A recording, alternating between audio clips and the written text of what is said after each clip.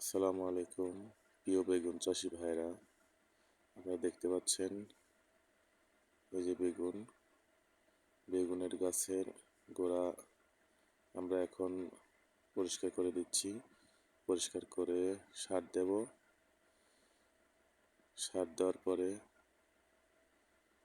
আমরা স্প্রে করব, কিছু ভিটামিন দেব। দেখেন গাছটা অনেকটাই লাল হয়ে গেছে, তো আমরা ভিটামিন দেব। আর যে পেয়ারার গাছের গোড়া পরিষ্কার করে সার দিয়েছি অলরেডি। আপনারা এই যে বেগুনের গাছ লাল হয়েছে,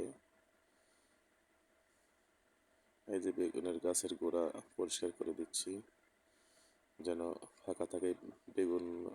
আপনারা দেখবেন যদি গাছের গোড়া পরিষ্কার না থাকে তাহলে অনেকটাই সমস্যার সম্মুখীন হওয়া লাগে, যে চটকা পোকাগুলো ওদিকে লুকায় থাকে। যখন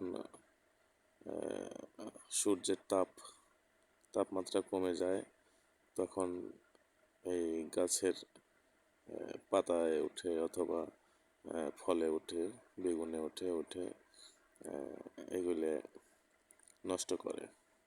এই যে এটা পরিষ্কার করা হয় নাই, তবে পরিষ্কার করব।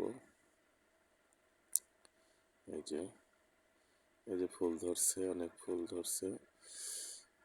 আপনারা সবাই সতর্ক থাকবেন যেন গাছের গোড়া পরিষ্কার থাকে। পরিষ্কার থাকলে পোকামাকড় থেকে অনেকটাই দূরে থাকা যায়, পোকামাকড় কম ধরে। এই যে পেয়ারা পলি করছি আমরা, দ্রুত 50 গ্রাম হলেই পেয়ারার পলি করতে হবে। আর এই যে গাছের